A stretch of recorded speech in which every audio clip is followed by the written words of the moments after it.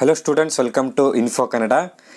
KSP civil constable ಹುದ್ದೆಗಳಿಗೆ ಅರ್ಜಿನ ಸಲ್ಲಿಸಿರುವಂಥ ವಿದ್ಯಾರ್ಥಿಗಳಿಗೆ ಗುಡ್ ನ್ಯೂಸ್ ಅಂತಲೇ ಹೇಳ್ಬೋದು. ಒಂದಲ್ಲ ಎರಡಲ್ಲ 4 ಇಂಪಾರ್ಟೆಂಟ್ ಅಪ್ಡೇಟ್ಸ್ ಇದೆ. ಯಾರೆಲ್ಲ ಈ ಒಂದು ಸಿವಿಲ್ ಕಾನ್ಸ್ಟೇಬಲ್ ಹುದ್ದೆಗಳಿಗೆ ಅರ್ಜಿನ ಸಲ್ಲಿಸಿದಿರಲ್ಲ ಮತ್ತು ಯಾರೆಲ್ಲ ಇನ್ನೂ ಅರ್ಜಿನ ಸಲ್ಲಿಸಿಲ್ಲ ಅವರಿಗೂ ಕೂಡ ಇಂಪಾರ್ಟೆಂಟ್ ಅಪ್ಡೇಟ್ಸ್ ಇದೆ. ಯಾರೆಲ್ಲ ಕಡ್ಡಾಯ ಕನ್ನಡ ಪರೀಕ್ಷೆಗೆ ಹಾಜರಾಗ್ತಾ ಇದ್ರಲ್ಲ ಅಂಥ ಒಂದು ವಿದ್ಯಾರ್ಥಿಗಳಿಗೂ ಕೂಡ KA ಇಂಪಾರ್ಟೆಂಟ್ ನೋಟಿಸನ್ನು ಬಿಟ್ಟಿದೆ. ಯಾವಾಗ ಕಡ್ಡಾಯ ಕನ್ನಡ ಪರೀಕ್ಷೆಯನ್ನು ಕಂಡಕ್ಟ್ ಮಾಡ್ತೀವಿ ಅಂತ KA ನೋಟಿಸನ್ನು ಬಿಟ್ಟಿದೆ. ಈಗಾಗಲೇ ಡೇಟ್ ಎಕ್ಸ್ಟೆಂಡ್ ಆಗಿರೋ ವಿಷಯ ನಿಮಗೆಲ್ಲ ಗೊತ್ತಿರುತ್ತೆ. ಅದು ಬಿಟ್ಟು ನಿಮಗೆ ಇನ್ನೂ 3 ಇಂಪಾರ್ಟೆಂಟ್ ಅಪ್ಡೇಟ್ಸ್ ಇದೆ.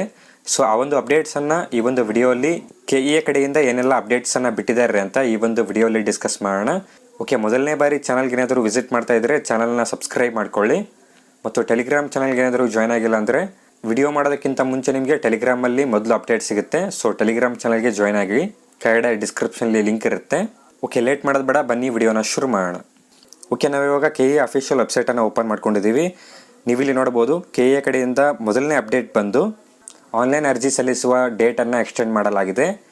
ಸೊ ಎಲ್ಲಿವರೆಗೂ ಡೇಟನ್ನು ಎಕ್ಸ್ಟೆಂಡ್ ಮಾಡಿದ್ದಾರೆ ಅಂದರೆ ಜುಲೈ 8ರವರೆಗೆ ಡೇಟನ್ನು ಎಕ್ಸ್ಟೆಂಡ್ ಮಾಡಲಾಗಿದೆ. ಯಾರೆಲ್ಲ ಇನ್ನೂ ಅರ್ಜಿನ ಸಲ್ಲಿಸುವಾಗ ಕೆಲವು ಪ್ರಾಬ್ಲಮ್ಸ್ ಆಗ್ತಾ ಇದೆಯಲ್ಲ ಅಂಥ ಒಂದು ವಿದ್ಯಾರ್ಥಿಗಳಿಗೆ ಜುಲೈ 8ರವರೆಗೆ ನೀವು KSP ಸಿವಿಲ್ ಕಾನ್ಸ್ಟೇಬಲ್ ಹುದ್ದೆಗಳಿಗೆ ಅರ್ಜಿಯನ್ನು ಸಲ್ಲಿಸುವುದಕ್ಕೆ ಅವಕಾಶವನ್ನು ನೀಡಲಾಗಿದೆ. ಅದಾದ ನಂತರ ಮೇನ್ ಇಂಪಾರ್ಟೆಂಟ್ ಆಗಿ ಎಲ್ಲ ವಿದ್ಯಾರ್ಥಿಗಳು ಎಡಿಟ್ ಅಥವಾ ಕರೆಕ್ಷನ್ ಮಾಡುವುದು ಹೇಗೆ, ನಮ್ಮ ಒಂದು ಅಪ್ಲಿಕೇಶನಲ್ಲಿ ನಾವು ಕೆಲವು ಮಿಸ್ಟೇಕ್ಸನ್ನು ಮಾಡಿದ್ದೀವಿ, ನಾವು ಯಾವ ರೀತಿ ಎಡಿಟ್ ಮಾಡುವುದು ಅಂತ ಕೇಳ್ತಾ ಇದ್ರು. ಎಡಿಟ್ ಅಥವಾ ಕರೆಕ್ಷನ್ ಮಾಡುವುದಕ್ಕೂ ಕೂಡ ಇಲ್ಲಿ ಡೇಟನ್ನು ಕೊಟ್ಟಿದ್ದಾರೆ. 10 ಜುಲೈಯಿಂದ 13 ಜುಲೈವರೆಗೆ ನಿಮ್ಮ ಒಂದು ಅಪ್ಲಿಕೇಶನನ್ನು ನೀವು ಎಡಿಟ್ ಅಥವಾ ಕರೆಕ್ಷನನ್ನು ಮಾಡಬಹುದು. ಸೊ ಇದು ಎಲ್ಲ ವಿದ್ಯಾರ್ಥಿಗಳಿಗೆ ಯೂಸ್ ಆಗುತ್ತೆ. ನಿಮ್ಮ ಒಂದು ಅಪ್ಲಿಕೇಶನ್ನಲ್ಲಿ ನೀವೇನಾದರೂ ಮಿಸ್ಟೇಕನ್ನು ಮಾಡಿದರೆ ನೀವು ನಿಮ್ಮ ಒಂದು ಅಪ್ಲಿಕೇಶನನ್ನು ಎಡಿಟ್ ಮಾಡಬಹುದು. ಇಲ್ಲಿ ಅರ್ಜಿ ಸಲ್ಲಿಸುವುದಕ್ಕೆ 8 ಜುಲೈವರೆಗೂ ಡೇಟನ್ನು ಎಕ್ಸ್ಟೆಂಡ್ ಮಾಡಲಾಗಿದೆ ಮತ್ತು ಎಡಿಟ್ ಅಥವಾ ಕರೆಕ್ಷನ್ ಮಾಡುವುದಕ್ಕೆ ನಿಮಗೆ ಜುಲೈ 10ರಿಂದ ಜುಲೈ 13ರವರೆಗೆ ನಿಮಗೆ ಟೈಮನ್ನು ನೀಡಲಾಗಿದೆ. ಈ ಒಂದು ಟೈಮನ್ನು ನೀವು ಯೂಸ್ ಮಾಡ್ಕೊಳ್ಳಿ. ಯಾರೆಲ್ಲ ಅಪ್ಲಿಕೇಶನ್ ಸಬ್ಮಿಟ್ ಮಾಡುವಾಗ ಎರರ್ ಬರ್ತಾ ಇದೆ ಅಂತ ಕಾಮೆಂಟ್ ಮಾಡ್ತಾ ಇದ್ದೀರಲ್ಲ ಅಂಥ ಒಂದು ವಿದ್ಯಾರ್ಥಿಗಳು ನೀವು ಈ ಒಂದು ಟೈಮನ್ನು ನೀವು ಯೂಸ್ ಮಾಡ್ಕೊಳ್ಳಿ, ವೇಸ್ಟ್ ಮಾಡಬೇಡಿ. ಅದಾದ ನಂತರ ನೆಕ್ಸ್ಟ್ ಅಪ್ಡೇಟ್ ಬಂದು ಮೇನ್ ಇಂಪಾರ್ಟೆಂಟ್ ಅಪ್ಡೇಟ್ ಆಗಿರುತ್ತೆ. ಯಾರೆಲ್ಲ ಕಡ್ಡಾಯ ಕನ್ನಡ ಪರೀಕ್ಷೆಗೆ ಹಾಜರಾಗ್ತಾ ಇದ್ದಾರಲ್ಲ ಅಂಥ ಒಂದು ವಿದ್ಯಾರ್ಥಿಗಳಿಗೆ ಯಾವಾಗ ಕಡ್ಡಾಯ ಕನ್ನಡ ಪರೀಕ್ಷೆ ಇರುತ್ತೆ ಅಂತ ಡೇಟನ್ನು ಅನೌನ್ಸ್ ಮಾಡಲಾಗಿದೆ. ನೀವೀಗ ಸ್ಕ್ರೀನ್ ಮೇಲೆ ನೋಡ್ಬೋದು, ಕಡ್ಡಾಯ ಕನ್ನಡ ಎಕ್ಸಾಮ್ಗೆ ಸಂಬಂಧಪಟ್ಟಿರುವ ಹಾಗೆ KA ನೋಟಿಸನ್ನು ರಿಲೀಸ್ ಮಾಡಲಾಗಿದೆ. ಮೊದಲನೇದಾಗಿ ಈ ಒಂದು ಕಡ್ಡಾಯ ಕನ್ನಡ ಪರೀಕ್ಷೆಗೆ ಯಾರೆಲ್ಲ ವಿದ್ಯಾರ್ಥಿಗಳು ಹಾಜರಾಗಬೇಕಂತ ನೋಡೋಣ. ಅದಾದ ನಂತರ ನಾವು ಯಾವಾಗ ಕಡ್ಡಾಯ ಕನ್ನಡ ಪರೀಕ್ಷೆಯನ್ನು ಕಂಡಕ್ಟ್ ಮಾಡಲಾಗುತ್ತೆ ಅಂತ ನೋಡೋಣ. ಯಾರೆಲ್ಲ ವಿದ್ಯಾರ್ಥಿಗಳು SSLCಯಲ್ಲಿ ಮತ್ತು ಹೈಯರ್ ಸ್ಟಡೀಸಲ್ಲಿ ಕನ್ನಡ ಲ್ಯಾಂಗ್ವೇಜನ್ನು ಫಸ್ಟ್ ಲ್ಯಾಂಗ್ವೇಜ್ ಅಥವಾ ಸೆಕೆಂಡ್ ಲ್ಯಾಂಗ್ವೇಜನ್ನು ಸ್ಟಡಿ ಮಾಡಿದಿರಲ್ಲ ಅಂಥ ಒಂದು ವಿದ್ಯಾರ್ಥಿಗಳು ನೀವು ಕಡ್ಡಾಯ ಕನ್ನಡ ಪರೀಕ್ಷೆಗೆ ಹಾಜರಾಗುವ ಅವಶ್ಯಕತೆ ಇಲ್ಲ. ಯಾರೆಲ್ಲ SSLC ಮತ್ತು ಹೈಯರ್ ಸ್ಟಡೀಸಲ್ಲಿ ಕನ್ನಡ ಲ್ಯಾಂಗ್ವೇಜ್ ಸಬ್ಜೆಕ್ಟನ್ನು ಫಸ್ಟ್ ಲ್ಯಾಂಗ್ವೇಜ್ ಅಥವಾ ಸೆಕೆಂಡ್ ಲ್ಯಾಂಗ್ವೇಜಲ್ಲಿ ಸ್ಟಡಿ ಮಾಡಿದರೆ ಅಂಥ ಒಂದು ವಿದ್ಯಾರ್ಥಿಗಳಿಗೆ ಕಡ್ಡಾಯ ಕನ್ನಡ ಪರೀಕ್ಷೆಯಿಂದ ವಿನಾಯಿತಿ ಇರುತ್ತೆ. ಮತ್ತು ಈಗಾಗಲೇ ಹಿಂದೆ ಯಾವುದಾದ್ರೂ ಒಂದು ಸ್ಪರ್ಧಾತ್ಮಕ ಪರೀಕ್ಷೆಯಲ್ಲಿ ನೀವು ಕಡ್ಡಾಯ ಕನ್ನಡ ಪರೀಕ್ಷೆಯನ್ನು ಪಾಸ್ ಆಗಿದ್ದರೆ ಅಂಥ ಒಂದು ವಿದ್ಯಾರ್ಥಿಗಳು ಕೂಡ ಕಡ್ಡಾಯ ಕನ್ನಡ ಪರೀಕ್ಷೆಗೆ ಹಾಜರಾಗುವ ಅವಶ್ಯಕತೆ ಇಲ್ಲ.